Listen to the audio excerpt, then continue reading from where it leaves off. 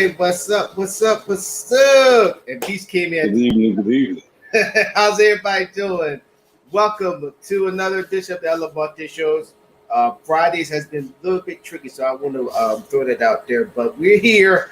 I'm your host, Donnell Lamonte Morris, here with my dog, my bruh, Beast Johnson. How you doing, Beast? Doing good. How about yourself, sir? Oh, that's good. That's good. I got something glad to see you still doing cattle. Gotta come visit you. I wonder who you are. For somebody who said that, thank you. But yeah, man. I'm definitely going to need some verification due to the whole coming to visit reference. Yeah. I know. For legality and liability. Yeah. We don't want people thinking the wrong things. This is true. But other than that, this is going to be a serious topic. I know we kind of talked about it in the past, but I think it's time for us to dig deeper into this story about us black men and to really get down to the issues that we're having. And still, before we go into opening statements, and understand that I still believe that we put our energies to the wrong things.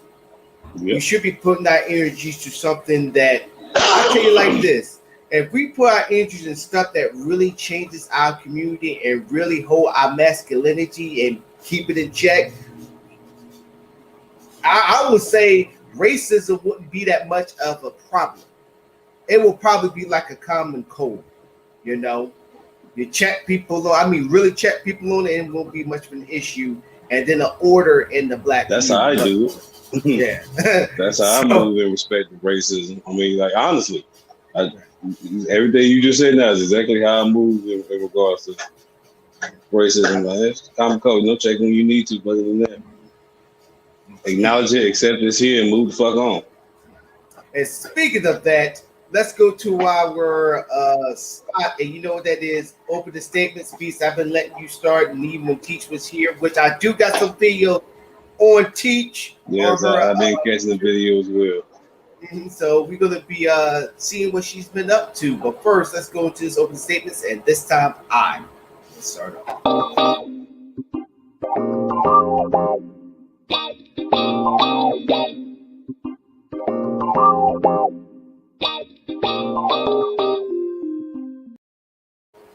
Well, ladies and gentlemen, first of all, I'd like to thank our sponsors, Real Chat Boy Popcorn, for sponsoring this show, as well as Sky Zone Society, as well for sponsoring this show that we're going to be having today. And then watch out for a special that we're going to be doing with Amazing Sweet Treats. I think I said their slogan wrong, but I get right into the show. So, opening statement. If you recognize this fella back here, something's wrong with you. Ladies and gentlemen, this is the baby. Now, the baby been, let's say, canceled, which I don't think he's going to be canceled anytime soon, but he's going through it right now with the comments that he made during a concert where he basically said, I'm paraphrasing, he said, if your woman's coochie, excuse my language, I'm trying to edit myself today, but I'm trying my best, if it smells like water, and then he talked about dudes giving up dudes, fellatio. If I said that word right, I think we should correctly. In the parking lot, he mentioned that he's not down with that, and then he said if you don't have AIDS. So obviously, when he said the AIDS thing, I knew it wasn't going to go well. Period. But then when he said the second thing, that was like the injury to insult. Now, a lot of people came at the baby, mainly people from the LGBTQ plus community. And then you have people come to his defense. I did a video on this Alamonte show on Instagram, and I talked about it. And here's my position. And I will say this till the day I die. You probably put on my tombstone. When you put yourself out there on Jump Street, you deserve as much as the rocks and the roses. You remember that old saying your mom always told you, if you got nothing nice to say, don't say nothing at all. But then people will complain about political correctness. Look, people say we got the freedom of speech to say whatever we want. I'm here to tell you that is a fallacy. Why? Because it's only freedom of speech when it comes to the government. That the government cannot stop you from saying what you want. Protest, do whatever, to be you. That's toward the government. But when it's person to person, it doesn't say in the government that people can't critique you. Well, people can say that you're wrong or get a reaction, good or bad.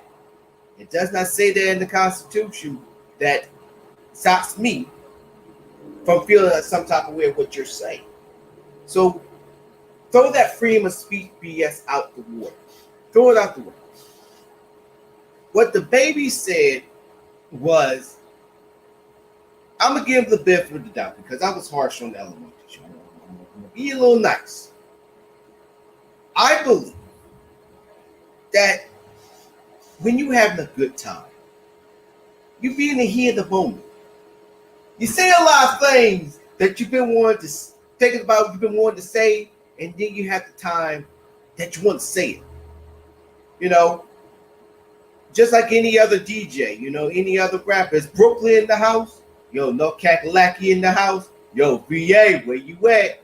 ATL. We do that.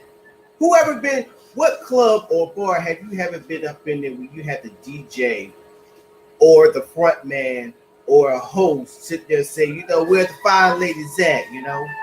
You know, when you go to a comedy club, you know, I would expect that out of a comedy club because they know where it's coming from.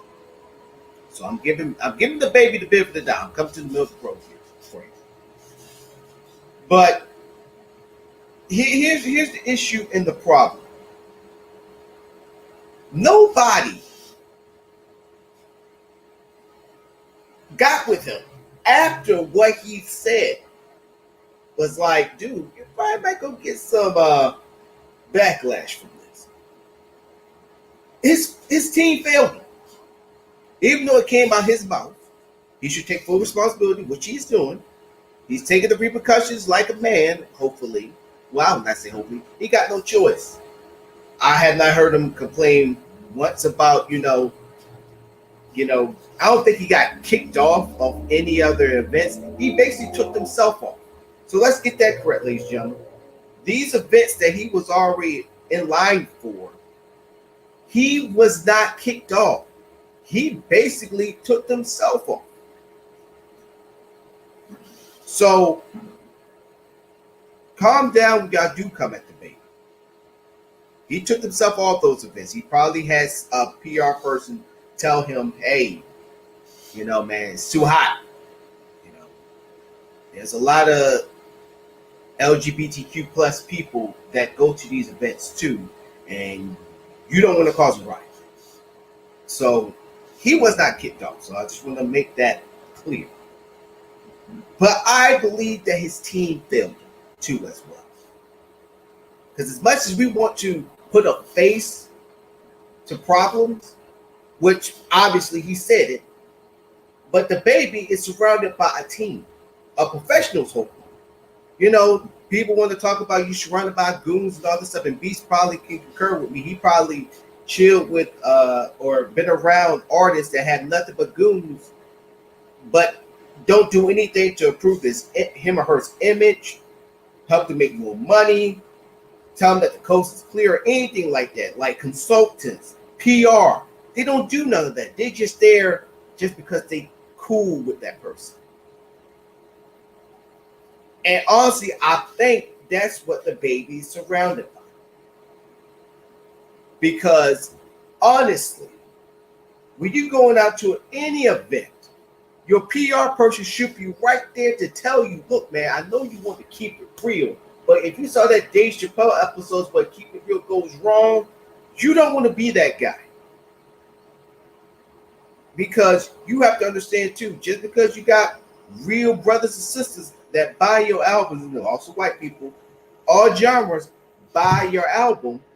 Remember, all genres buy your albums, because you got people that look just like you, stocky like you, that are gay, lesbian, and trans.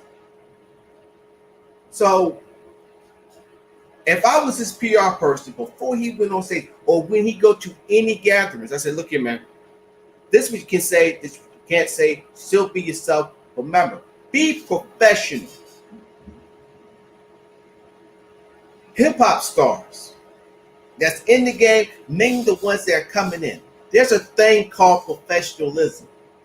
What everybody else called, buffoonery, coonery, and all that stuff. How y'all got mad when Jay-Z flipped up his style from, ran the rock-aware to dressing in suits. Or some of y'all was coming at when Jeezy cleaned up his act and he was wearing nothing but suits and really getting business-minded.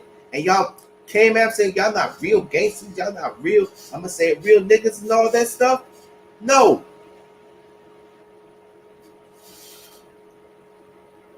They just know that you grow up. You get wiser, you get smarter. You start investing your money better. You start cleaning your money. Now, I'm not saying they launder their money, but they start becoming businessmen and businesswomen who have this tendency too. Don't get them wrong. They ain't forgot about the streets. They just know that what they've been through when they was in the streets, and they don't want to go back to that. They want to excel, become better, be a better person than what they were on the streets. But they haven't forgotten where they came from. They cleaned up their act.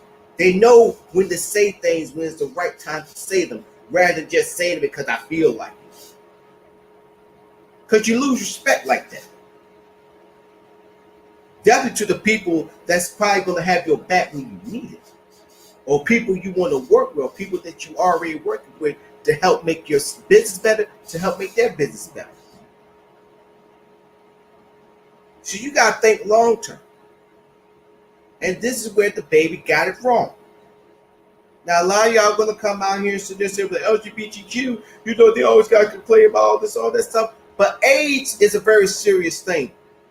Just because COVID's going on, and we got all these other diseases that's going on too, HIV and AIDS is still a killer in this country. We still got a lot of people out there that are having unprotected sex. And then also you got, and thanks to medical breakthroughs, you got people that's living with HIV, because HIV and AIDS are different. You got people out here that's living with HIV, living healthier than ever, i.e. Magic Johnson, even though y'all believe that he's cured from HIV, but he's a big example because of medical breakthroughs. Now, people who have AIDS, the baby should know that if anybody have AIDS, or anybody, if you have AIDS, you won't be out there. You will be in the hospital, basically in the hospice, grabbing on for dear life. That's how deadly AIDS is. So when the baby said those things,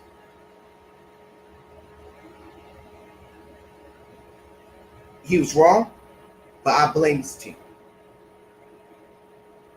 An HR rep or anybody with common sense who's looking out for his well-being, his image, should have said to him, look, man, don't say ... Be you, but don't cross that line. Don't cross it. You can come close to it, but don't cross that line. This is not about LGBTQ plus issue. This is what happens when you put yourself out there, say too much, and get burned, and you don't have a good team that looks out for you. And that's the case with the baby. And this is nice as that I can be, because The reason why I'm not going too hard at freaking the baby, because the baby chose to take himself out all these events that were coming. And I know he's somewhere. I know he's probably pissed off, but at the same time, you know you gotta take this on the chin. And that's why I'm taking it easy on the baby. And that's why I'm giving the baby props. Because I guarantee you, knock on wood, hopefully his mama is still alive or his father is still alive. But maybe his mama probably called him, probably cussed him out, and told him, what got in your damn mind to say things like that? So I give the baby his props. And hopefully it's a learning situation for him. One, and two, that he has a better team or get somebody that can do damage control before the damage is done. And with that, I yield the floor. I like to get respectfully real for a moment. A lot of people, especially in this era and generation, there's an immediate and extremely abnormally high sense of entitlement within the general masses. There's this ideology almost that by simple merit of me being alive and doing what is kind of delegated in order to do by way of life and transitioning throughout life, you know, becoming more responsible, actually earning your own by whatever means that may be. Same as it was before we had the concept of money. You were a child, and as you got older, you learned things that would help you to fend for yourself and help you sustain yourself as you got older.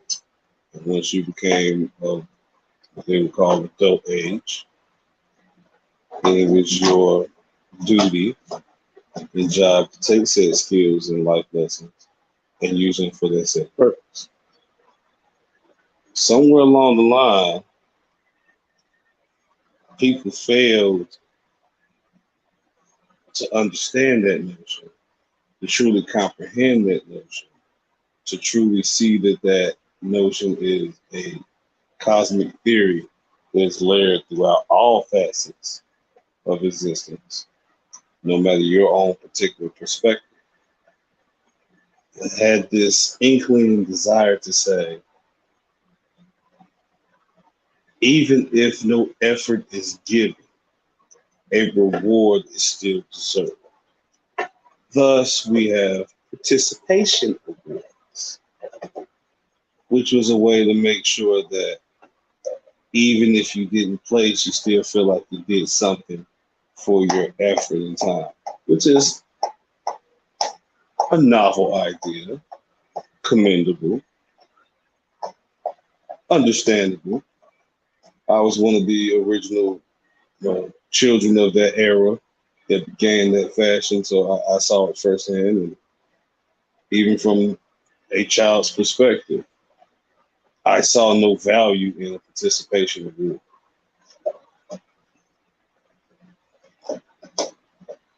I only value in a participation award that I saw was I have to ensure that I put in enough effort to at least place 1 through 4 or 1 through 5. Or just place to get a respectable trophy. Because I refuse to walk home with this little ass fucking trophy. It just says participation. Can't even say it respectful. Because there's no true respect behind it. It's kind of a backhanded compliment. Even though you sucked at your effort, here's something to make you feel good about yourself. No, you gotta take that pain and use it to be better. At least that's how my father raised me to believe. So I hold no value in participation. I feel as though you got to put your effort in to get your reward. But we see a nation that has now embraced that. And we have grown people who are entitled to the most trivial and materialistic of things and feel as though all of humanity has to, by some retarded, divine manifest destiny. To all my Christian ideologists out there and just religious heads, I want to speak about free will.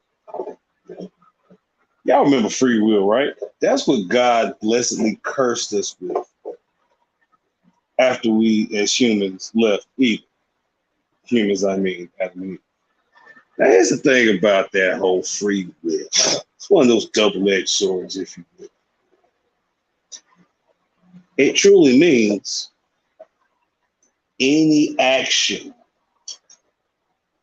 that I, as a human being, under Christian faith, do throughout life is by will of my own, not by that of God.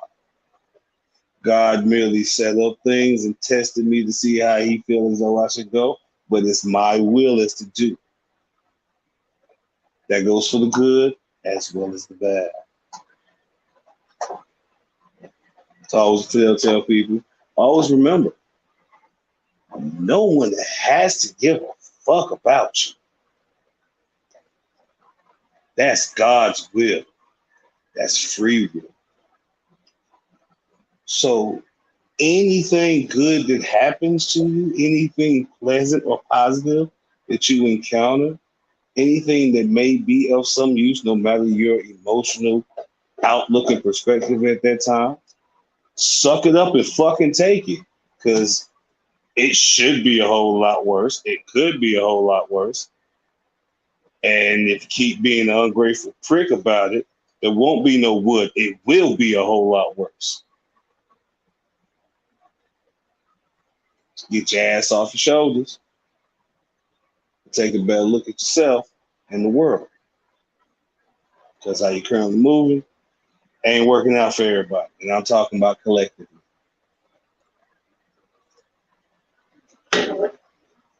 There's one of the few things that we can do to really fix a multitude of bullshit that's going on amongst our respective societies and subcultures. It's that damn simple. Remember, people, free will. Do you choose to be a good person and be informed and take in information and use it? Or do you choose to be an ignorant fucktard that we can choose not to acknowledge? The choice is yours. And I yield the floor.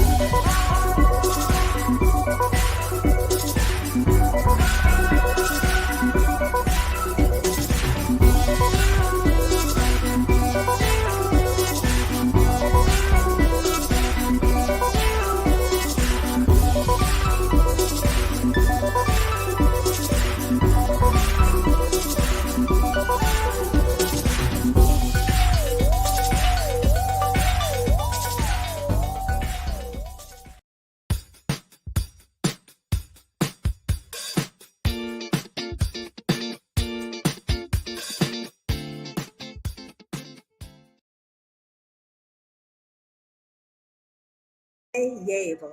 This is how you greet a person of the Mosi people of Burkina Faso. Hello, good morning, how are you? Yable.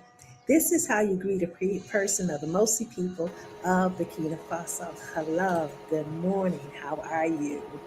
Ladies and gentlemen, that is Teach. She is in Africa right now. She's back. I think she's back in Tanzania, correct? Look, let's say Burkina Faso. Oh yeah. She is over there representing for the African Union. That's not all that she did. Look at the pictures that she got going. Other than this. Oh yeah, Richard Parker. How you doing, Mr. Jones? Here we go. Here I'm turning out the way. So this is what she's been up to. She's already talking to the people down there, and then already making a difference down there, man. And then also look at this. Being interviewed, ladies and gentlemen, when she said that she was a hot commodity down there, she is a hot commodity. Even though I couldn't say commodities, right? But yeah, ladies and gentlemen, Teacher's doing her thing on her trip. She's always busy. She's always doing her thing and putting in the work. So Teach, we're thinking about you. You can't say we never showed anything of what you're doing. She's putting in work for the African Union down there. Teach, we miss you. Can't wait till you come back. So also another quick little shout out. So unfortunately, we couldn't do a show with our special guest, Simply Amazing Treats, but I have reached out to him, so we're going to have a special on Instagram where I will be interviewing them. Please, if you want to join the show on Instagram, just let me know. Give me a heads up. So we probably would do it either. Probably going to do it on a Friday, maybe. So all right. We can do it there. So tune in to my Instagram. It's Elevante31. You can follow me, even though you have to request. But I will be also, if you follow me on Facebook, obviously if you follow us on the page, I will share that still, and I will accept all of y'all friendship to tune into the show because they got some good treats. We already tried the parfait from them. I tried their raspberry one, dude, to die for. It is so good. I'll tell you. Also, I need your address because she's going to send us samples out. So okay. So just give me your address when you have the time and get it sent out to you. So all now, right. Yeah. So now let's go into some more important things. So here's a video. Minus him putting on his shirt and all that stuff. I've been following this professor by the name of Conscious Lee. And he brought up a lot of things that I've been wanting to say, but I just want somebody else to say it. So I'm going to go and share that with you real quick. Share this Instagram video real quick. Are you able to see it? Can you see it? Yeah, I see it. All right, cool. So I'm going to turn the volume on. Here we go. Oh, man. So, keep game, man. I'm going to answer your question, right? But I'm going to answer your question for clarity and understanding for everybody else and not necessarily to sustain your follow, God. But peep game. I'm 29 years old, and when I was 19, I got some words tattooed on my bird chest. You know what I'm saying? See, right there, it says power to the people. You feel me? And when you see where it say the and the people, it doesn't differentiate or make a distinction about the sexuality of the people I'm talking about, right? See, I'm a student of Huey P. Newton. Huey P. Newton said power to the people.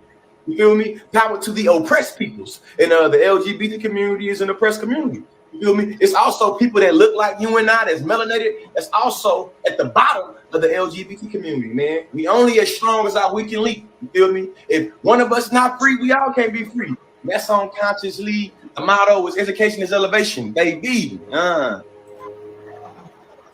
So there's another video. I gotta continue looking at that, but that video for me put in perspective of where us black men are today. I'm gonna use the baby incidents for examples, and then also because I was when I was doing my opening statements, I saw your reactions and all that stuff. I'm gonna use that for example, because at first I did came at him. I came at him because I was like, what did the LGBTQ plus community do to you? But then I was like, I had to think about it. I was like, but see, that's the issue with us brothers now. We're so worried about getting in people's houses, understand, trying to figure out what they're doing. And that's not only just the LGBTQ plus community. I'm even talking about interracial relationships too, because I'm in an interracial relationship. I'm not ashamed to say that I'm not. And saying that just because I don't have a sister or married to a sister, I can't be down with the black cause. I never had nobody come at me like that. But if they knew that I was in an interracial relationship, that could be the first thing to say, like, why couldn't you date a sister? And it just blows my mind. You put your energies into that rather than put your energies in what's going on with our kids and our children. You should not be worried about me and who I date. Who I'm dating, what sexuality I prefer to be, or if I'm trans or all that stuff, or if I prefer dating white women. Because at the end of the day, when I get pulled over, let's say if I was dating a white girl, they gonna pull me over. They gonna still put me in my place. They gonna still go call me a nigga. But guess what they gonna call her? A nigga lover. Now, with my girlfriend being Filipino, they gonna call her a derogatory name. It's not like I'm basically dating outside of my race just to think that racism is over, or I just want the high, because I made it, Do some of them have that mentality? Yes. But you got people depending on the geographics of where they live. Like, now, Beast, both of us, we around white people all the time. Right or wrong? Yeah. All right. When it comes to that, you said it perfectly. It's about your area, like Southern border. I went to school up north. When I first got there, I tried to reach out to whatever little cute black chick I could find and run across that was of my preference. And either they weren't feeling me, or they had stank attitudes, or they just weren't feeling niggas at all. Right. And so then you just start going by person. You start just going by personality and preference. If she built the way I like, and she got a cool personality and a pretty face, skin don't really mean nothing. Hell, we all dark when it get dark. Right. I ain't heard that in a long time. Which lead me to Kevin Samuels. Now I kind of brought this all together to a bundle. So I'm just gonna break it down. Let's start with relationships. Then we're gonna go to us being strong blackness. Let's go with the relationship part. So with the interracial relationship, but mainly the face Kevin Samuels. Now, Beast, you can tell everybody, once again, I'm not a Kevin Samuels fan, but I do watch his show. Well, definitely the Clippers, because it's entertaining to me where you still have women. I mean, because women, I don't know why. It's just like Jerry Springer. You're a glutton for pain. You gonna call on his show trying to get advice, and he just basically let you have it, but then you get mad. But it's only the ones that come up there with ignorance, because like I said, I'm not like a fan.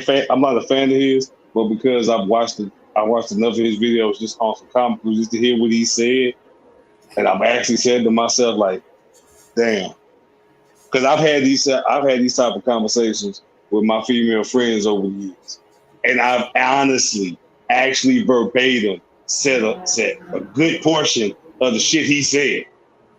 Yeah, or some things that people won't be able to see, like one video that so like I understand like you can smooth it up a little bit better, my nigga, but You know, you're Yeah. supposed to be smarter, so there's better wordplay you can use.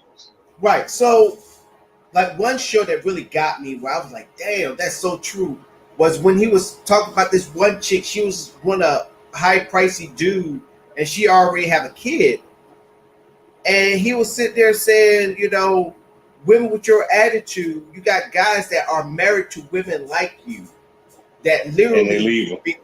well, not only just that, but the part that got me was when he was talking about the guys that literally would get off from work and just cry in the car, literally cry in the car because they're like, damn it, I gotta go through this shit again. She gonna be yelled at me, fussing at me, Never. that's no reason.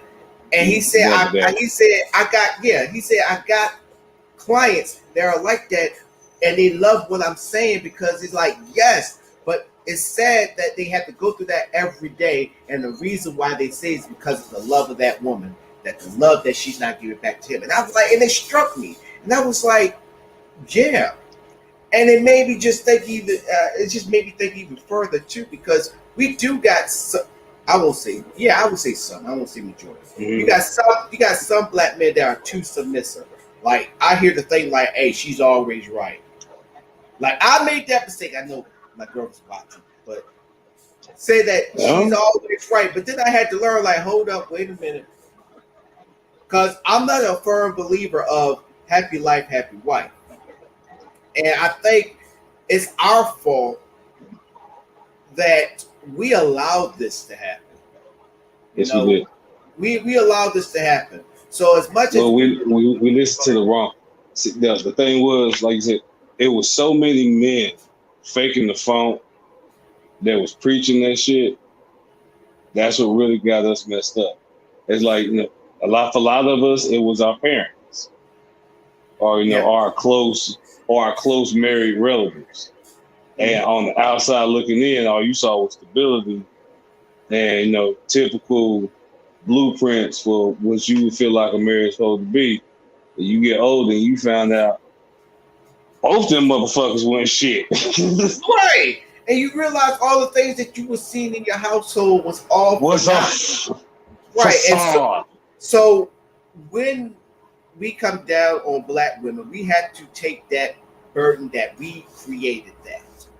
We made that happen. We made the black woman the way that they are today. And black women, don't be clapping too hard, because y'all took that shit and y'all ran with it too as well.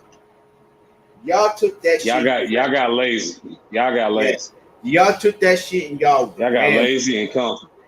And I'm not even just gonna say black women, but women also in general. Y'all took that shit and you ran with it. Because like they say, you know, you can't blame the dog for running away if you let the door open. You let the freaking gate crack. You know, so ain't blame nobody but yourself. Right, and so my thing is, I think it goes down to what Cheech was saying on a couple shows ago, where she said that there's no structure. There's no structure in the household. There's no structure in that the man is the one that should be protecting the household, and then the woman should be second. But I also do believe in a 50-50.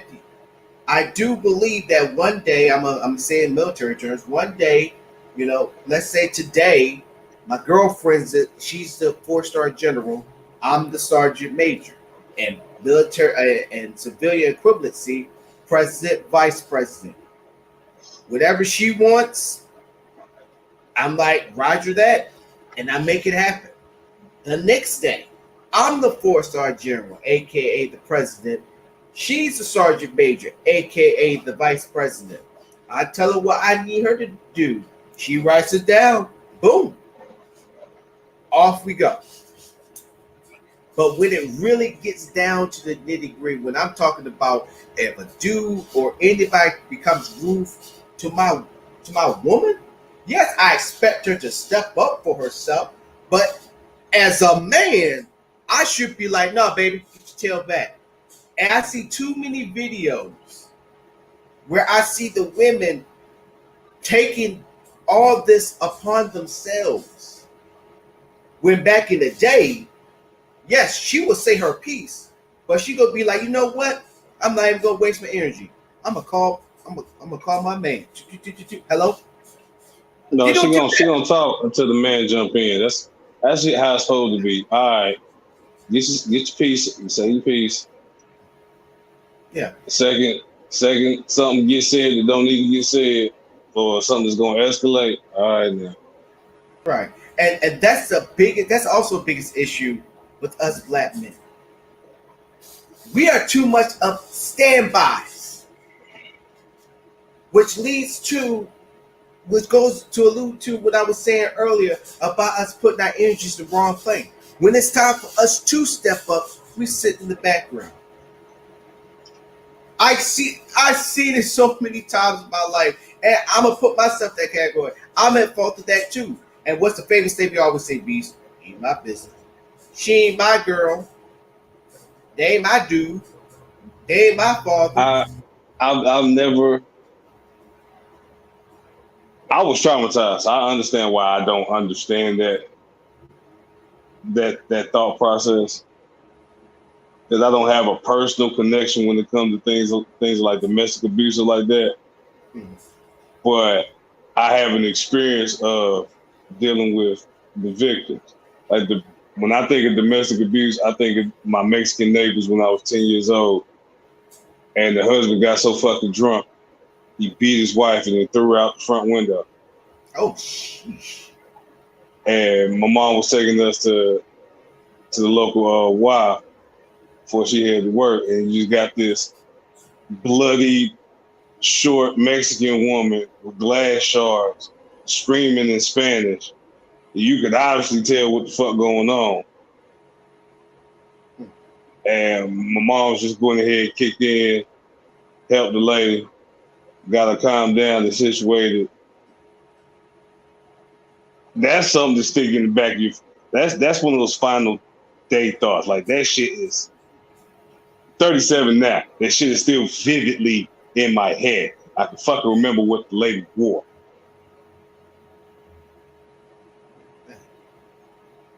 So when I hear people say shit like that, I just look at them like, well, obviously y'all weren't raised right. Yeah. And y'all weren't raised by no real, like, as you hood folks say, y'all weren't raised by no real niggas. Like, my parents was some real niggas. My mama was gonna jump in and help, and my daddy was gonna knock them up. Like, I've witnessed it. I have witnessed my father knock motherfuckers out for not only putting their hands on his wife, but putting their hands on their own fucking wife.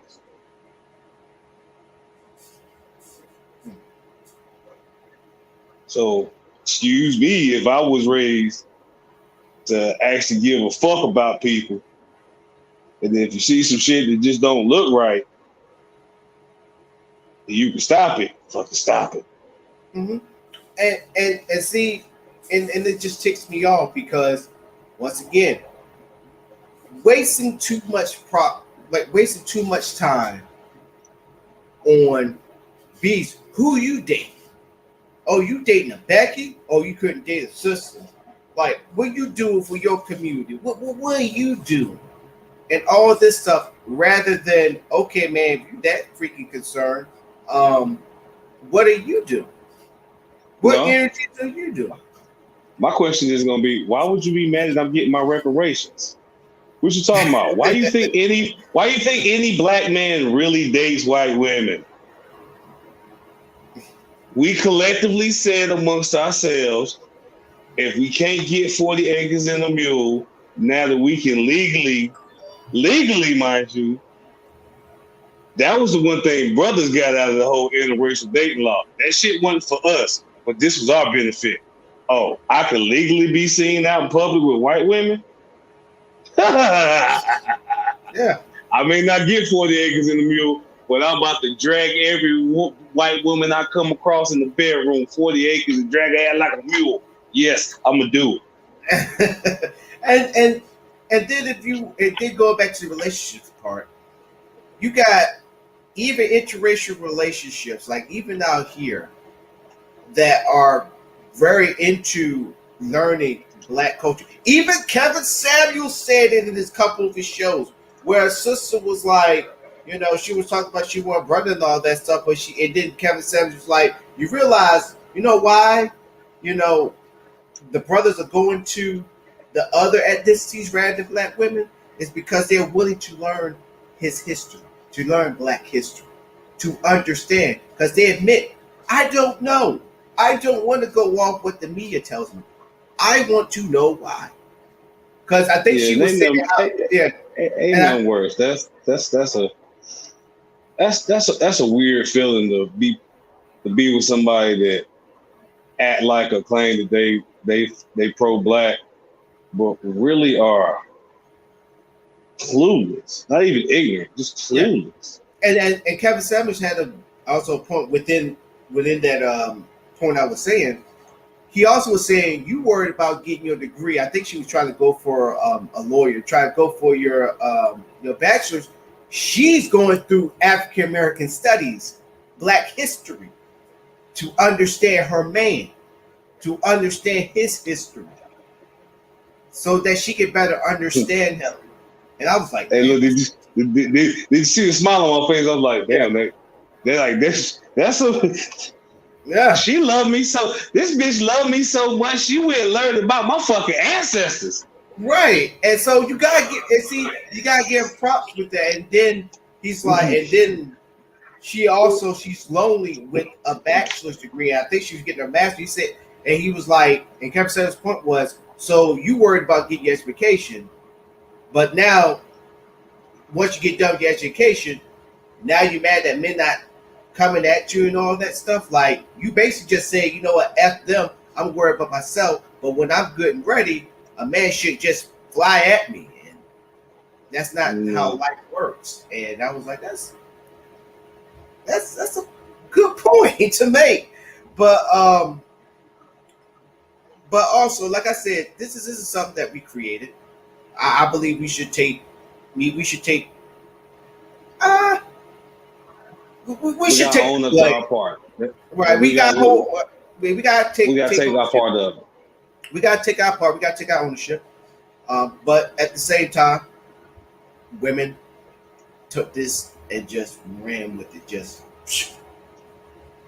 now that they almost off into the sunset, now they don't know where else to go.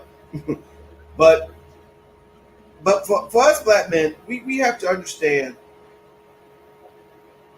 First of all, we have to understand us as men. If we want to be protectors of the community, like it's great to have a Facebook post or Instagram video. Like I saw this one where it's all the guys, like I think they were all entrepreneurs, business owners. They all dressed to the nines, marching on Washington D.C. Nice, great, but think about it. Why y'all not marching to the police office? I've been saying this on the show for the longest, and I'm still going to say it. I have a better question. If you got that many black entrepreneurs to collectively, black male entrepreneurs to collectively come together for that non-profit endeavor. Excuse my boldness, but why the fuck ain't none of y'all network? No, and why ain't y'all network for something that is black based? All those motherfuckers are supposed to be black entrepreneurs. I'm pretty sure they could have came up with a year-round, especially if they're on the same city, they could have came up with a year-round system for the whole hood, the whole black community in their city. Coming from feeding, tailoring, schooling, athletics. Hell, that just take care of the kids. That way, all the parents can then go into the other niggas to do the fashion, bars, nightlife, maybe music and entertainment. I hate when I hear niggas not do shit that I easily think of after smoking the blunt. It befuddles me to no end. I mean, it's just see, if people know what definition of clout was, no offense to all those guys up in that video. That was like, I think it was like around this time last year that was clout chasing. posted. Yeah, that's clout chasing. Y'all can like it like, yo, strong person. Dig right in for Obama. Dig right in for Biden. Dig right in for the Gram and Spotify. That's how we jam. But we don't call it dig right in now. We call it clout. So niggas be on the mount, trying to get that clout. Trying to get that clout. Fucking niggas. And you had everybody on the post like, this is Black Excellence. It's great that we have brothers at the Washington, D.C. Showing up there. And I'm like, showing up for what? I don't see no politician go by like, hey, what you doing for the Black community? Or, hey, I'm going to run against you. Or we're going to put more money in this person to beat you.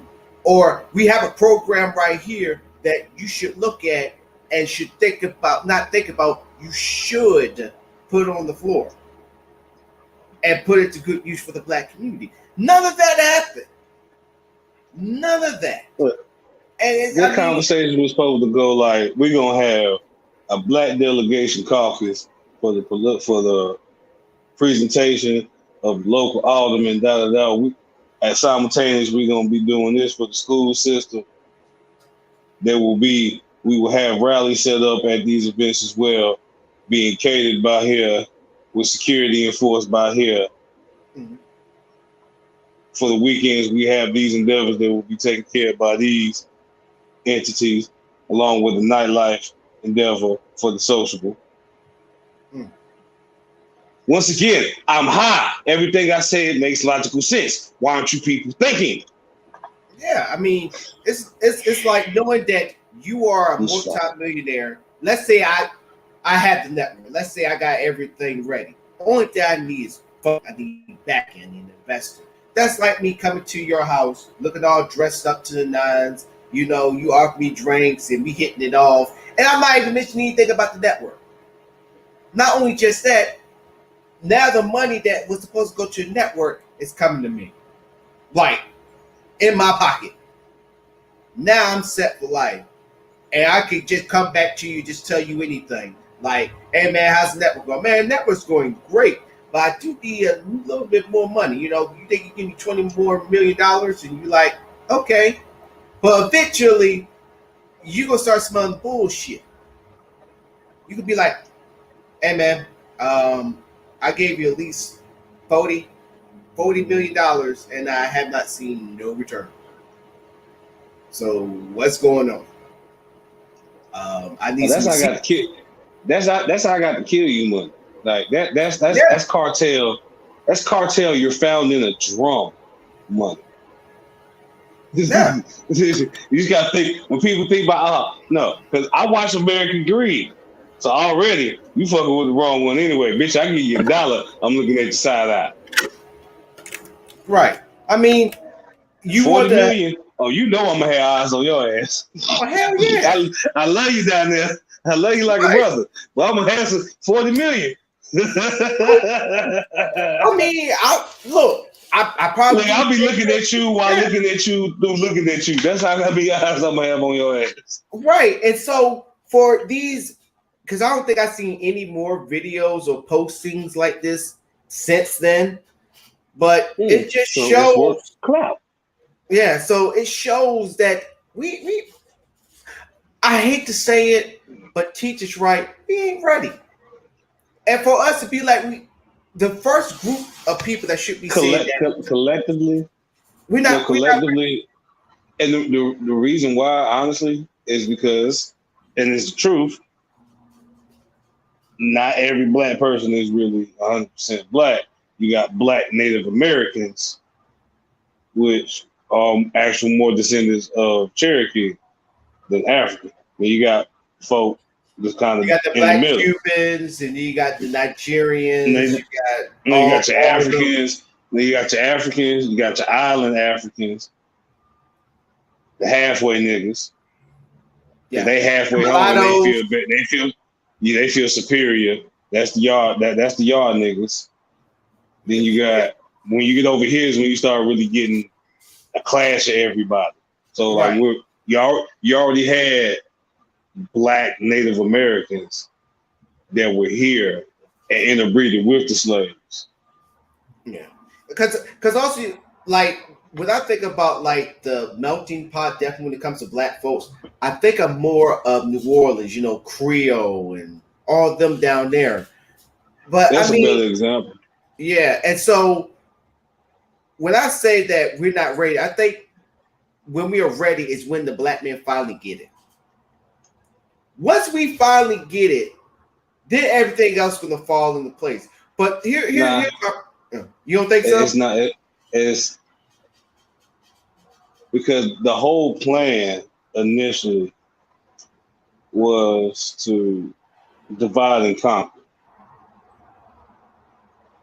So the only way we are going to get together is individually. We got some self work to do. That is true. Oh yeah, most definitely. I agree with that. But collectively, black women, y'all gonna have to. We gonna have to treat this shit like a relationship, a very toxic but meaningful and beneficial relationship. It's just the toxic shit can be dealt with and taken care of. Right, and Stop living in the past. right. Stop thinking you better than us. You're not better than anybody because nobody's better than no one. Right, and then also for going back, that's brothers. We need to stop saying it's none of our business. We need to start defending our neighborhoods. We need to start checking people. Stop checking people like who date outside the race or who dates the same sex. Stop that. Or honestly, Beast, I don't believe in it. Maybe you might got more into it. Stop believing in you believe in the Illuminati and believing more that Tupac is still alive than using that same energy to go to a police officer and check his ass or her ass and tell them, what are you doing to this kid? And not just talking, just know that you mean business. And not only that you go up there checking, that you got reinforcements, that you're not just hiding behind a freaking camera phone. That's and even besides that, let's get on that camera phone thing right there. I understand that. I accept it. I acknowledge it. It's very useful, very vital. But as a man, as a black man,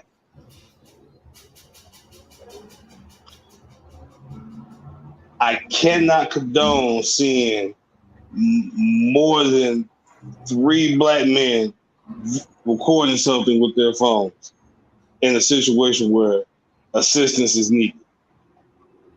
I don't give a fuck if it's the police.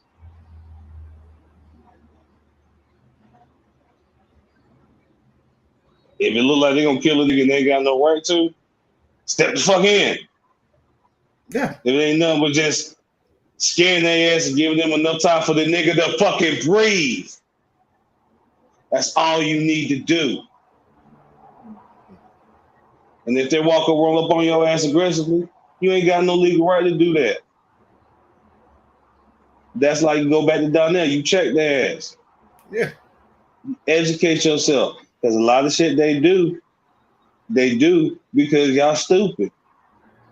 And that badge and that bullshit presumption of power gives them a lot of leeway with shit. Come on. You know why criminals love watching shit like Law and Order? Because we know the truth. All that shit is real. The procedural part of it is 100% real. That is exactly how they get confessions. That is exactly how they operate when it comes to certain crimes and certain actions being done. All that shit is real. The stories and setups behind them and how they get executed most of that shit's based on true stories, fictional, factional, goes either way. But the way that they actually operate, oh yeah, all that shit's 100%. So you'll see number of niggas locked up in prison watching Law and Order. Why? To make sure that when they get on the outside, all that shit actually holds up. Mm-hmm. You actually use that shit against a cop. Because everything as far as how they have to represent police officers and law enforcement in films has to be 100% accurate. So FYI, dum-dums, the reason why they watch this shit is because we know they had to pay a real fucking cop to be there and make sure that the way these niggas walked in and the way that they looked from head to toe was official. You know what? I'm a add on to that too. And this is the thing that blows my mind, which is curious to me. For when it comes to checking police officer, when you got that one police officer that's a dick, and Beast, you probably had one that just always come at you because they know you got priors and they know just you do one little wrong thing. It could be just sneezing in their direction. They got you and they can arrest you and use those products that you already served and still get you. The thing that kills me though, definitely when I watch these gangster movies, I'm gonna use what's the one that 50 Cent was in? I'm gonna use that for example. Get Rich or Die Trying, where you got gangs. If they want to get somebody, what they do, they send, or as we say in the military, they send a recon team. They would send their goons to chase them, to tail them, see where their moms stay, see where their girls stay, see if they see where and how they move. Right. Do all that recon, or if they got orders, just just eliminate him or her. Just eliminate him. Do it in front of the freaking mom's house, grocery store, wherever. When you see his guard down or her guard down, take him out and leave the scene. It blows my mind that nobody done it to the police. Oh, actually, they have. Oh, really? Because I'm like this. When you see so much, and I'm not condoning violence. Let me go ahead and put that out there. I'm not condoning violence against police or telling somebody should do it. This is just out of curiosity from Alamonte. So, with all the police brutality that's going on, you protest, they still beat you upside the head. You go to town halls to let your voice be heard, you still get knocked upside your head. Same thing keep happening to your neighbor and friends. Get police brutality, you still get knocked upside your head. I will be like, you know what? At the end of the day, even though officers, and here's a fact, officers that serve that precinct, that serve that district, don't live in that district. They live in a different freaking county. And that's on purpose. And I'm thinking to myself, if I'm sick and tired of somebody keep harassing me, my people, and when I say there's an issue and a problem to tell them to do their job, and I still get whacked upside the head, would you think I would get a couple people to be like, hey, let's do something? He got to get off work, or she got to get off work. They take off the uniform, they go to their regular cars, or some of them just drive the police car straight on to the house and fall their asses. But I'm gonna have to jump in on that one. I gotta hear this from you. Excuse me. I found this to be quite interesting because there's the opposite when it comes to state and federal penitentiaries, and that is to help lessen the chance of escapes. And even if escapes happen, you're more likely to run into the house of a guard or the fucking warden than you are some random ass civilian. Because the prisons are already spaced several hundred acres and miles away from natural society, usually in surrounded by some kind of geological advantage, hills, ravines, cliffs, whatever it could be.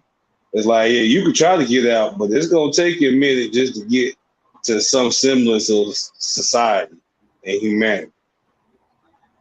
You might be in the damn woods for a couple of days. Yeah, it might be hiding out on an open plain. We got one state in North Carolina that has a big ass open field, notorious for having horses.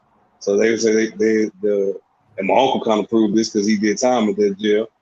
He proved that they would let niggas run. They would just hop on the horses and catch them. Oh wow. So yeah, when it comes to that, when it comes to the law enforcement local, they put them in, like you said, they put them in opposing cities to their actual working jurisdiction, but they also keep them mingled with each other. So okay, like you might have, for example, me, Greensboro being city, following city is Winston-Salem. They might live in Winston-Salem, but they live next door to a sheriff for the corresponding county over. Okay, I see how it is. Just like in the military, where you live on post. If you see one squad car in the neighborhood, assume that there's at least like 4 scattered around. They don't lump them together unless they just happen. That's how they happen to do it. I got you. I see you saying, yeah. Yeah, you'll see one here that might maybe like a damn couple streets over around the corner in cul-de-sac. You got a state trooper. Right. So basically what you're saying is when you see one cop car, you have to assume that all their neighbors, even though they may not be, are all police officers or work. You have to assume safely that they are all law enforcement support. Okay, got you. Whether either full-time support being officers and employees of the law, or just neighborly support. The fact that they know you're a cop, like they gonna keep an eye out too. Yeah, because I actually, me and my girlfriend, like I think it was last year, we were just driving, just looking at some random houses, just thinking. Yeah. And we went to this one neighborhood and we saw like at least 2 or 3 cop cars in this one cul-de-sac. And I was telling her, she was like, "Oh snap!" Because it was a cop from her county, and she was like, "Oh, why would he live this far out?" I said, "Well, that's what cops." I said, "That's what cops do. They don't live in the place where they That's so the people they piss off can't find them." Yeah. To help people understand this a little bit better, that's the example of your school bully, your local school bully who's been fucking you over every day, really lives in the other city. Right. Or you just found out that they come from a very upper class family. Just simple fact that because you can bypass all that shit. I've done it. You can bypass all that. All that's trivial bullshit. It just takes the right amount of information. You know the right things about or from the right people. Oh yeah, you can bypass all that. Oh, my daddy got money. Yeah, but your daddy won't spend the money on your ass if I tell him this. And I got this over here to confirm it.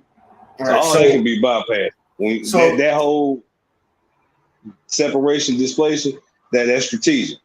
So they know exactly what they're doing. So going back to the police, so has there ever been anything like that happening in your area, or at least heard stories? As far with the police, because I think it's just crazy to me. It is and I always tell people the beautiful thing about my city that I love when it comes to the police is in that regard is we've never had that true level of escalation. And we have our good little sprinkling of good old boys, but the conscious ones are sensible enough to keep them spread out evenly throughout the city force and the sheriff force.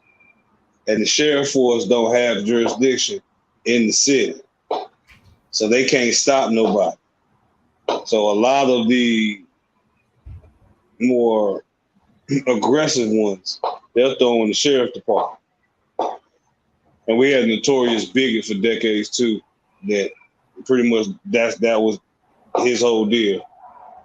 But I can honestly say we've never really had that level. I've had my closest. I've had a couple cops pull pistols on me. I had one threaten to shoot me for no fucking reason. Just because he thought I was going to try to help my homeboy escape because he had him handcuffed. And I'm like, no, I'm trying to help you defuse the situation that you just, by your merit of just being here, you have now escalated yourself. Right. So now their family's involved. He's becoming emotional. So before he gets emotional and starts moving in an aggressive manner that's going to force your hand, let me help you keep these motherfuckers back. So you need to get your goddamn hand off the pistol. Yeah, I'm happy that you. And that's how you have to tell them like that. You gotta, when dealing with them, you know what you need to know, but be respectful, but be honest and upfront. Right, and see, and that's another thing too, Beast. These police brutalities happen around a group of people where a handful of them are men. And one thing my uncle always said, and it's true. He said you can't kill them all. You only have so many bullets. You only have so many bullets. No, you only have so many bullets, and now y'all don't carry automatic, so you can't spray. Ain't none of you motherfuckers wired up a Doc Holliday. You ain't gonna hit off no quick 6. Nope. You ain't banging off a quick 17 from the hip. And then you also got to think, once again, I always want to bring this part into it. You always got somebody with military experience in the crowd. Definitely Marines. People don't understand, too. You got a lot of retired or prior service members that are Marines, and they got this training called cut the pie. They're always going to keep a gun on the side of their waist. Not only white folks, black folks do it, too, ladies and gentlemen. Mm-hmm. And when they realize they see something wrong with the police and seeing it doing something wrong, you probably just worry about 1. Imagine 4. And the same goes for those of the fight science as well. Yes. Anytime you see a dude or individual in the middle of a situation start separating themselves, not necessarily to the front, but to the side, toward the back. Yeah, they're just trying to get themselves in a good position to either intercept or just snuff the fuck out of you. Yeah, and I think that's coming soon. I think that's really coming soon. But us black men, we got to step up when it comes to seeing our women. And they don't have to be your girlfriend. I say it on the show. I say at this point, like activists. Yeah, I we're talking at this point is because it's all about actions, but really from a litigious standpoint, it's all about liability, legal liability. I use the example of the parent in Texas that caught a pedophile in the attempted act with his own daughter and did what any fucking parent should do and beat that nigga to death with his bare hands. Yes. I take a shot when I talk about it in reference and honor. I wish I had shot, imaginary. You know why? Because after, like a true human, not a fucking savage, like a true human, once he realized I just beat this man to death, he then proceeded to try to resuscitate him, probably out of still anger, like I'm gonna give you the Lazarus effect, I'm gonna bring you back to life so I can kill you again. I don't know. But he did try to bring him back, called the police, let them know exactly what happened, and wasn't a fucking judge in that damn state that said they press charges. Hell, they gave the motherfucker a medal. Yeah.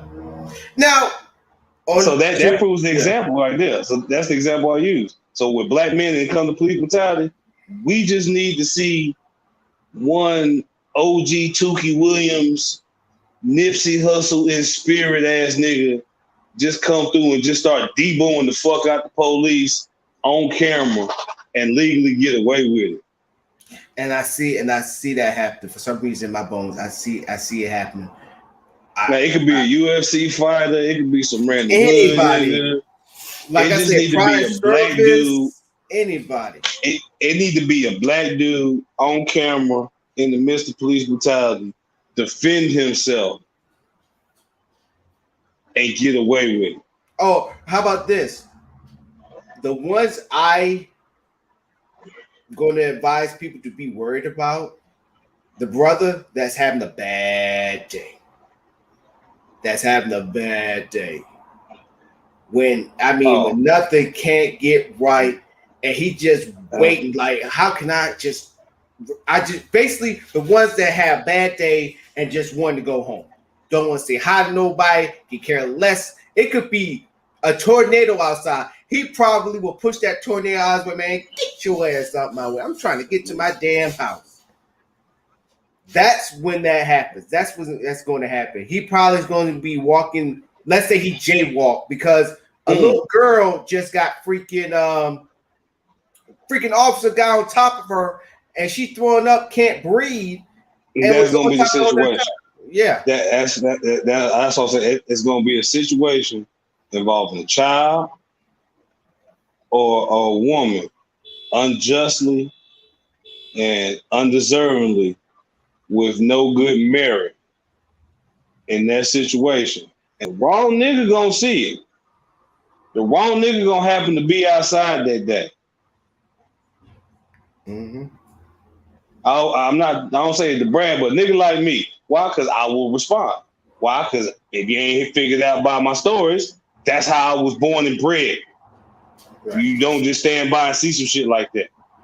So you can't be that type of dude that's gonna get loud with your girl in front of me and think you're gonna be Ike Turner.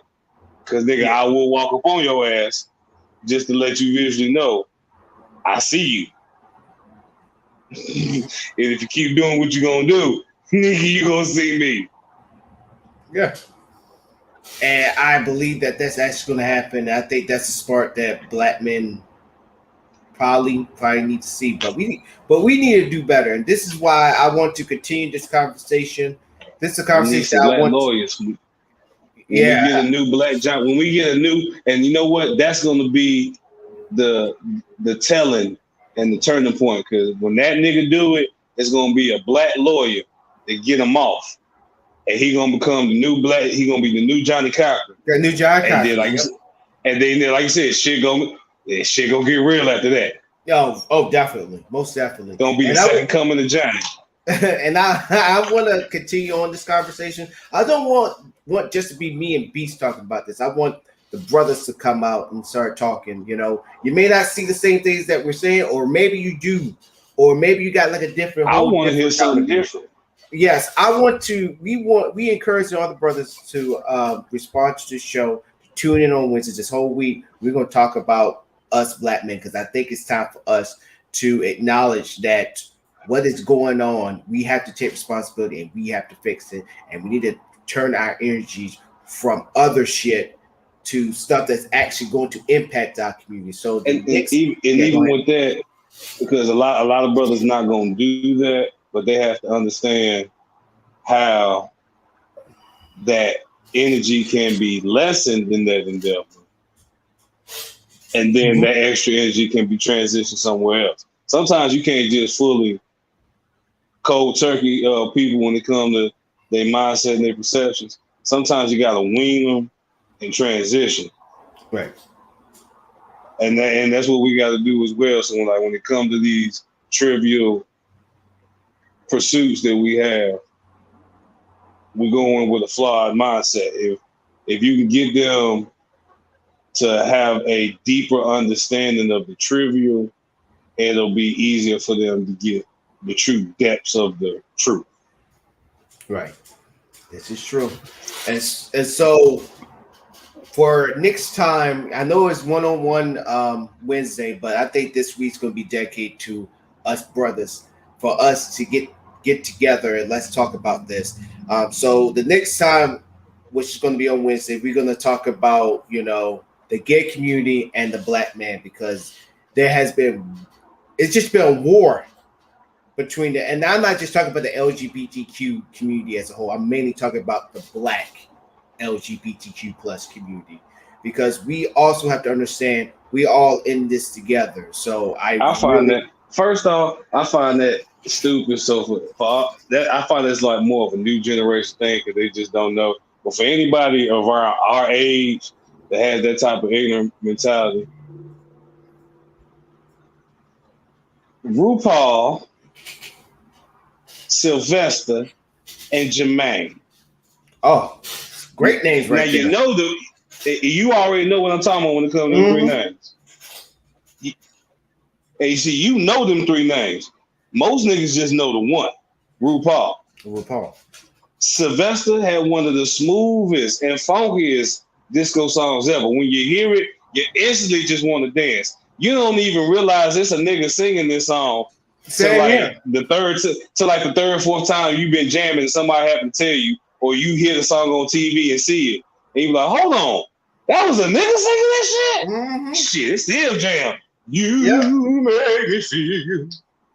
Hey. So he was singing about a nigga? Mighty real. Yo. And Jermaine, we don't have to take our clothes off to have a good time. Cherry we wine. can just chill and drink the. There you go.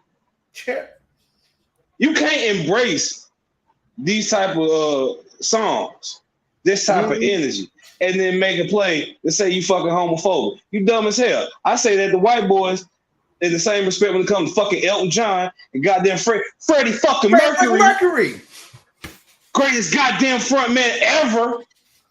Man, a man so goddamn masculine, he wore a unitard, chest open, with lush, baby brown bear hair, chest hair, just and a mustache, prime 70s porn. And sung, the nigga took the mic off. He didn't take the microphone off the stand. He took the stand off the bottom and then rocked that motherfucker. He did pirouettes and splits and was as gay as he could fucking be. And you niggas didn't realize he was gay until 2 days before he died. Mm-hmm. Who else? And you had the nerve to call yourself, I can't stand the homophobic man. You sound as dumb as them white folk that say they don't like Mexicans, but they just got through eating that goddamn La Bamba. Taco. Mm-hmm. Here's another thing too. There's a front man. Was it Iron Maiden? The freaking front man, gay. No. That's Judas Priest. Judas Priest. There you go, Judas Priest. Sorry, breaking the law. But no, he was worse. This motherfucker was heavy metal in full black studded spike leather. Mm-hmm. Going back and listening to that statement, you're like, and y'all ain't realize he was gay? Mm-hmm. Even his videos. Look, if you go on VH1, they did. I think it did like a documentary. I think I watched it. Yeah, even the fans back in the day, like I think it was one of the fans was a comedian, and he was like, "Man, even I was small. I could be like, yo, what he's doing right there kind of look very gay-ish." You don't see no heavy metal dudes, and then also you got to think about it. None of their videos had women, and if they did have women, he was never around them. You know? No. It was because it was never about the women. It was one woman, the video vixen. The video vixen. It wasn't like a Skid Row video or a Motley Crue video or freaking. Motley Crue had the bitches. Motley Crue was like, nah, wait, look, yo, let y'all know exactly what we about around here. We about getting drunk and fucking. And then you had Poison. You was either a Motley Crue fan or a Poison fan. You know, you had to go against the Poison was for the pretty boys. Mm-hmm. And Poison was for the pretty boys. Motley Crue was for the real. Like, I'm gonna fight you. Like I'm really gonna fight. Like I'm gonna drunkenly fight you tonight. and like then tell you that to your face. Who's the other one who made that song Dead or Alive? I forget who sung that. Bon Jovi. Bon That Jovi was and Bon, preppy. But yeah, but they I was say like Bon, they was low key. They was low key. yeah. They was the cool prep. They was like Zach Morris prep. You You know, preppy, but we know you throw some hands. You will throw some hands. yeah, Bon Jovi's more of that. That's more that city. How can I put it? The city preppy country boy, somewhat city preppy country boy with edge on him. With that jersey. Mm-hmm. He's like, I'm gonna get the girl, but I'm gonna go ahead and enjoy this freaking apple cider. Enjoy this apple cider, and I'm just gonna slash it against my head. No, I won't say that far. I don't think a Bon Jovi song make you want to. I'm rambling right now, but I miss the '80s when there was a fine balance of the trans life that they trying to recreate now. Gender benders. No, they call it ambiguous, aka Boy George, androgynous. I like see it was respectful, but it was cool too because you had to be smart about it because you can fuck around and holler at a dude because from the back everybody looked the same. Hey. Everybody had long hair and tight bands. Look, and here's another thing too. For those same brothers that be coming at like people like Lil Nas X, I did a show about that too, about Lil Nas X and how he dresses and all that stuff. If y'all love Prince, y'all should be talking like when they came at what's his name, Young Thug. I was at first I was like Young Thug. I asked a simple question because I watched a documentary about him that he kind of did. Hush, they done. They was shooting fireworks around my house. But they did a little documentary about him, like really coming to terms with who he was, and it made more sense to what I was seeing now. So I just asked everybody, when you first really started getting money or the ability and access to get your own clothing, didn't you wear some shit?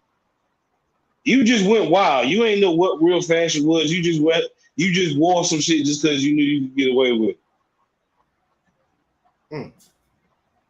Everybody did it, especially if your parents was real strict about what you wore. Right.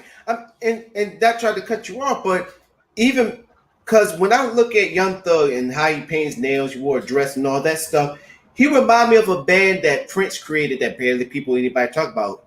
The group was called Maserati. Everybody looked that band. That's so bad. Maserati. Right, if you looked at all the band members, like I think one of them was white, and how they were dressed up, you'd be like, man, they look like bitches. But guess what? They was pulling them. They had the curls. They had freaking makeup. Yeah. That goes back to the days of androgyny. It wasn't about being trans and trying to look like something that was non-human. It was more about being binary, trying to physically appear as unisexual in the most sexual way possible. Like as a man, you wanted to be feminine enough for another dude to mistake you for a chick, but still retain your natural masculinity so that women will approach you. Mm-hmm. That's what it was all about. There was a nice little balance. Yeah, folks did what they needed to do. Like they said, you had a whole bunch. Charlie Murphy, man, Shalimar got a bad new bitch in there. They Mickey Free. That bitch spotted the motherfucker. Mickey Free was a dude. Yeah, I seen the original pictures too. I seen how he looked now. Nigga still got that hair. You see the interview that he did with DJ Vlad? Yes. I literally thought that was a dude. I'm like, yo, that's the dude. Ooh. Yeah. Ooh. Yeah.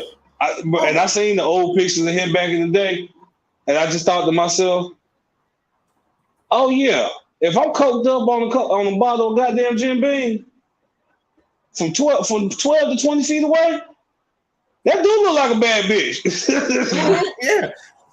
All you see is long hair and a slim body, and that motherfucker wearing something tight. Like you can't have look. All you see is some skinny. All you see is some skinny A cup. Like shit. Right. I give that bitch to that. And I guarantee you that dude. And the thing is, I guarantee that dude was not gay. He probably just used that mess to his advantage. And he pulled what we call a Little Richard. That's what Little Richard was doing. And everybody thought for years we thought he was gay. Nah, he was being gay to fuck white women. Mm-hmm. And that's one point I was about to make. He was while you over there trying to hit on him, he's looking at your girl over there thinking like, oh, okay. I'm like, I'm not even like that. Don't worry, I got this. You over there drunk off your damn ass. He's already walking off with your girl. Yeah. I mean, so for all the dudes that sit there and come at people like Young Thug, that's why I grew a respect for Young Thug, even though some of his music I got a hand to it. Some of his music be on point. Rest of it is took just me a while.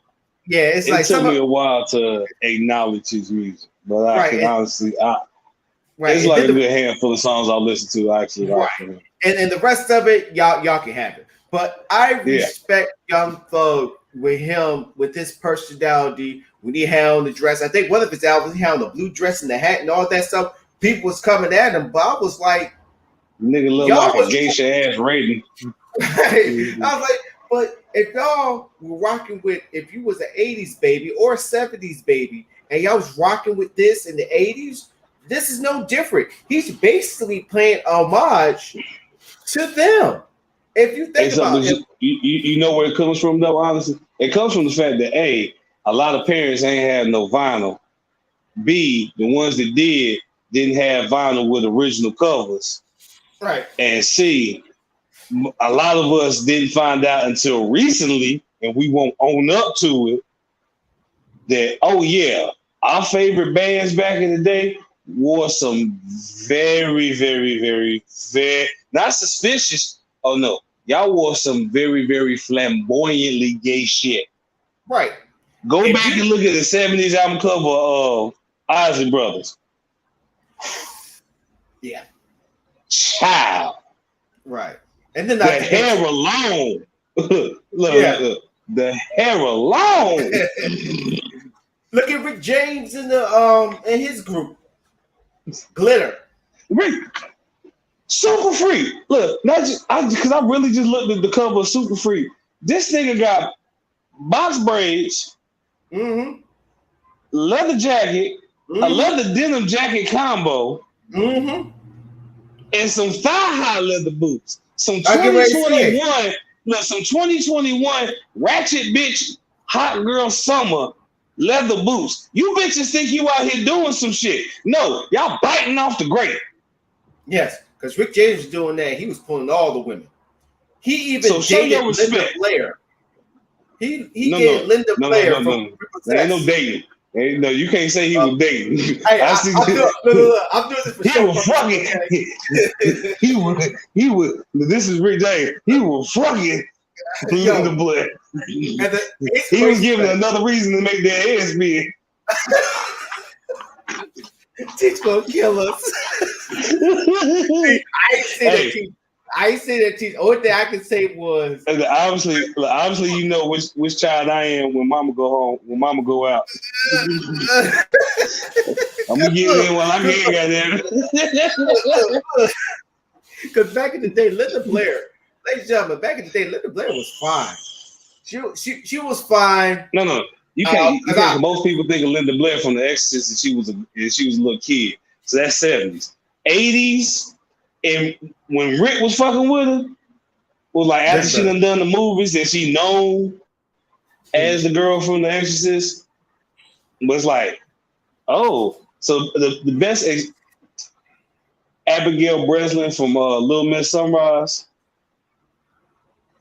And now imagine her. Now she grown. We know she grown. And we find out she out here fucking Kodak Black. Yeah, I know. Ain't that something? That's pretty much the equivalent of the scenario back then. It was like, hold on. He fucking her? Tina Marie? Oh, oh yeah. Drugs is definitely involved. Prince was pulling them too. Look out! If a lot of y'all love Prince music, rest in peace. Prince had Carmen Electra. He had this one chick that I follow on Instagram. Prince ain't never had an ugly bitch around him a day in his life. I ain't never seen. Go back and watch Purple Rain. Go back and watch Under the Cherry Moon. Go back and watch anything that has Prince in the vicinity of any of human beings and of the opposite sex. They ain't never. Only Prince has like a gravitational pull for just bad bitches. Yes, you cannot be in 100-mile radius of Prince and be subpar. It's not gonna happen. You can't be the cute, ugly friend that came with all the bad bitches. No, it's opposed to magnets. You're gonna get pushed away, bitch. That ain't gonna work. Your friends is gonna move forward. You're gonna be hit back. So here's the crazy thing. When I was I think I was 15, 16, the Carmen Electra issue came out, the Playboy, which I think I'm not a Playboys guy. I like the other. I like the other ones, the ones Hustler. Where you get Hustler, or even the they show Bush. what was the other one? What was the other one? You know the ones that I'm talking about, the ones with the big butts and all that one, those ones. So I read that one. Okay, let me be for real, since I'm talking about Playboy. The two best articles that magazine covers I like was Tori Wilson, of which she was in wrestling, and Carmen Electra's. Sable hurt me. I did not like that one at all. China, Rest Her Soul, that was lackluster at best. But when I read Carmen Electra's one, I read that when she was dating Prince, because obviously, that's her highlight of her career right there. One of her highlights was dating Prince. She said Prince required her to put on makeup first thing in the morning before he wakes up. Once again, Prince only surrounds himself with I only look at bad bitches in the morning. He said that was just a requirement for Prince. And how the article put it out, it seemed like Carmen Electra didn't mind, because Prince always wanted her to see, if this the woman that I fell in love with, I want you to be like this 24/7. I mean, who wouldn't want to have tell your woman, like, baby, you wouldn't mind putting makeup. Think about really, it's a psychological thing. That's one thing people forget. Prince was hella fucking smart. Yes, he was.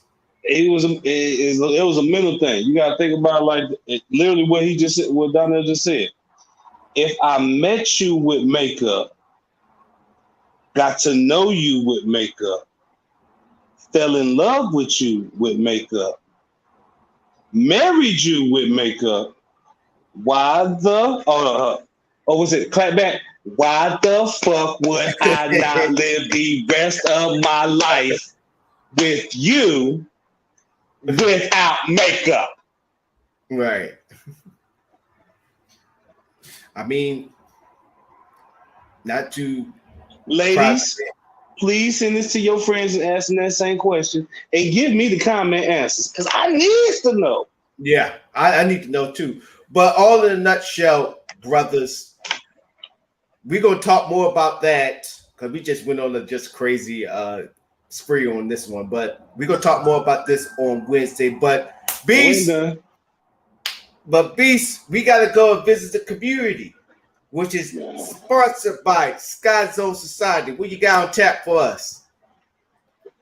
Honestly, this is community for me, so I'm gonna keep going with this.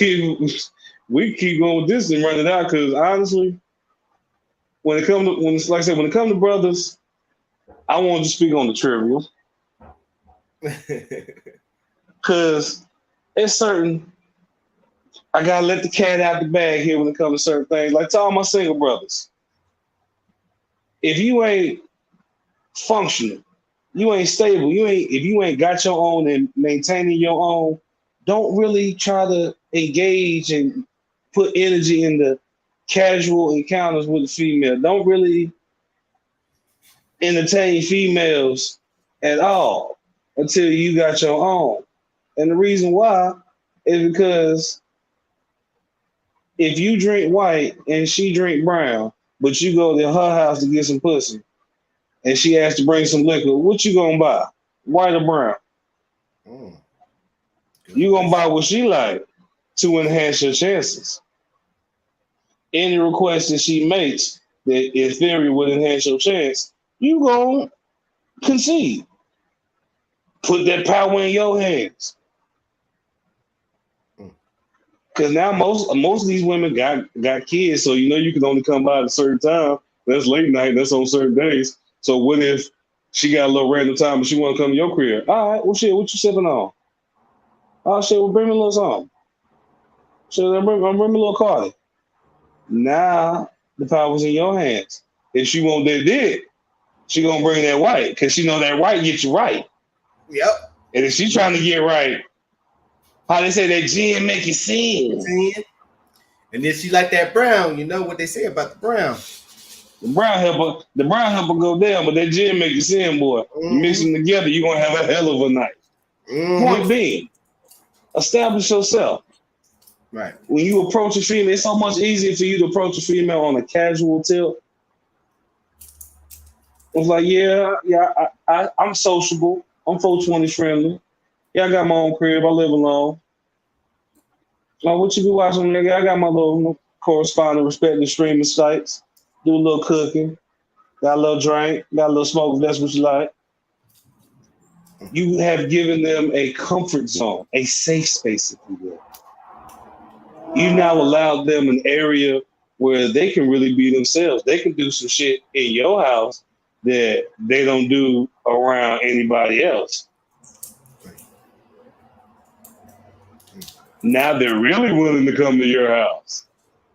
Do you see? Do you understand? Are you understanding?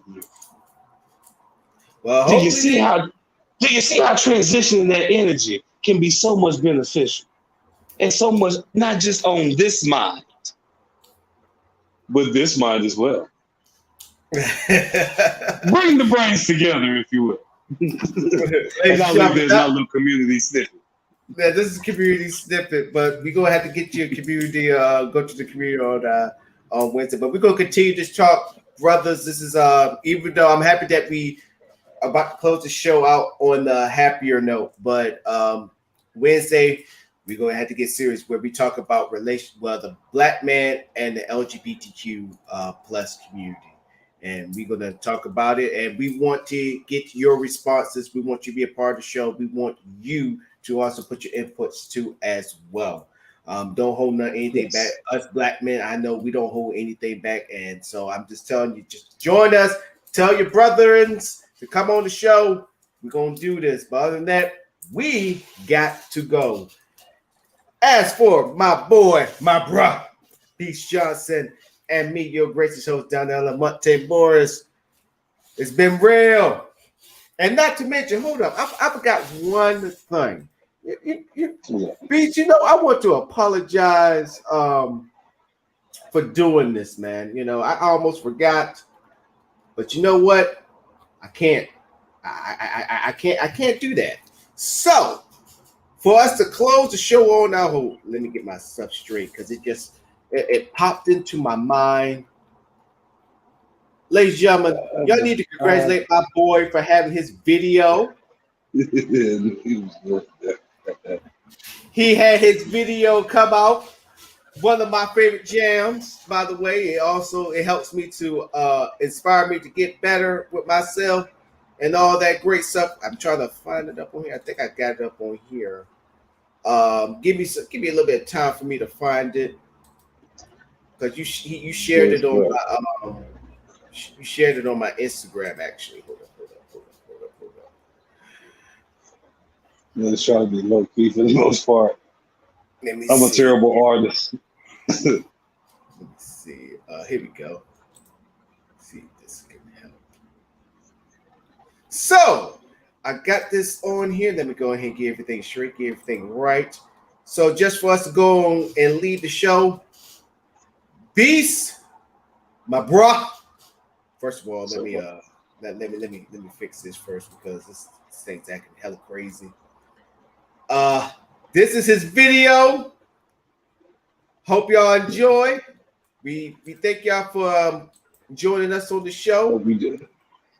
But we're gonna play this out to his jam. As I'm over here, I'm messing up the whole entire thing. It's Encouraged. You can find it on all streaming platforms like Spotify and Apple Music. With that, catch y'all later. Goodbye, y'all. Y'all have a good one. Catch you later. And this is sponsored by the Wet Network. Exclusive. I'll enjoy.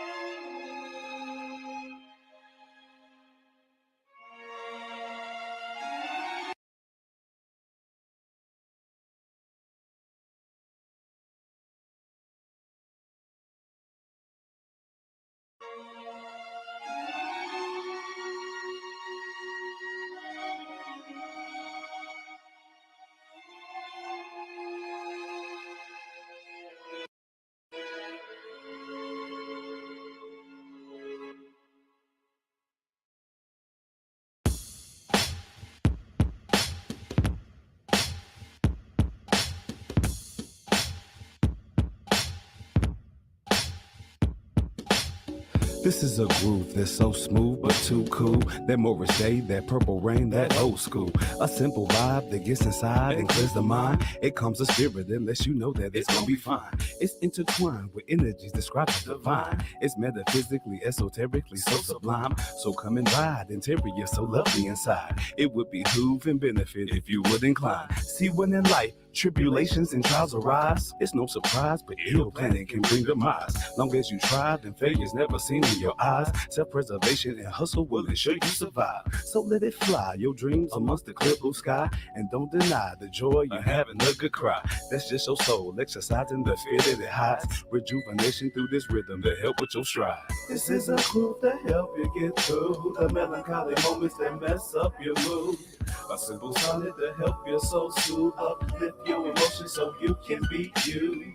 This is a groove to help you get through the melancholy moments that mess up your mood.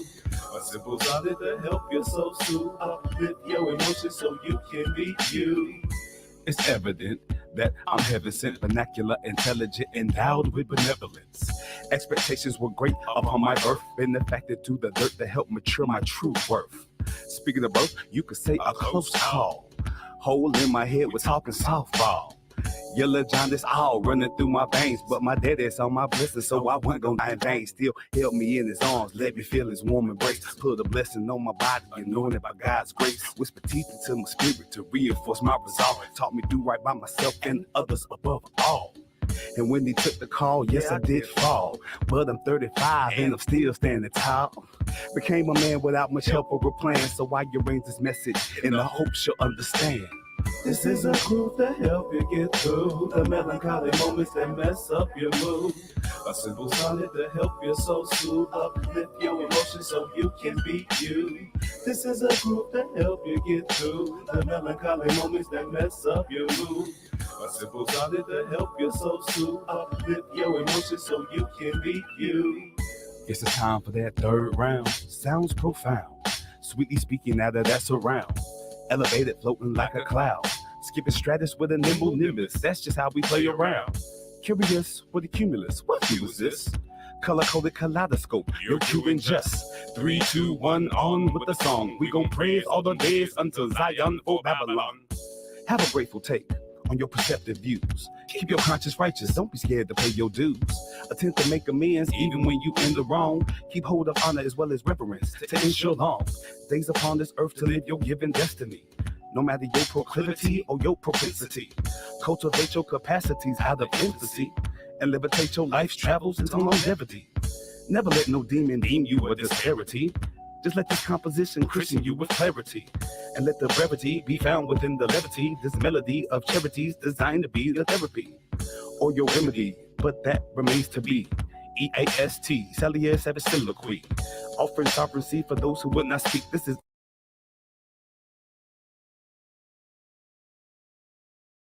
jam to feed your spirit while you hustle through the week. This is a groove to help you get through the melancholy moments that mess up your mood. A simple sonnet to help your soul soothe, uplift your emotions so you can be you. This is a groove to help you get through the melancholy moments that mess up your mood. A simple sonnet to help your soul soothe, uplift your emotions so you can be you.